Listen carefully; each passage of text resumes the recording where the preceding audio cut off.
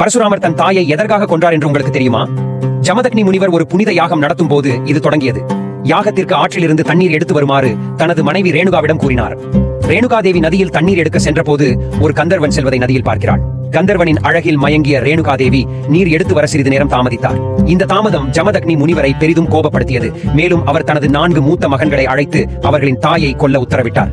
ஆனால் அவர்களால் அத்தகைய செயலை செய்ய முடியவில்லை. இதனால் மேலும் கோபமடைந்த ஜமதக்னி முனிவர் தனது 4 மகன்களையும் கல்லாக மாற சபித்தார். பின்னர் தனது 5வது மகன் பரசுராமர் மட்டுமே எஞ்சியிருந்தார். தந்தையின் மீது அசையாத பக்தியுடன் இருந்த பரசுராமர் தனது தந்தையின் கட்டளையை நிறைவேற்றி தனது சொந்த தாயின் தலையை கோடரியால் வெட்டினார். பரசுராமரின் அசைக்க முடியாத கீழ்ப்படிதலால் மகிழ்ச்சியடைந்த ஜமதக்னி முனிவர் பரசுராமருக்கு ஒரு வரம் வழங்க முடிவு செய்தார். பரசுராமர் புத்திசாலித்தனமாக தேர்ந்தெடுத்து தனது தாயையும் சகோதரர்களையும் உயிர் தெழுப்பும்படி கேட்டார்.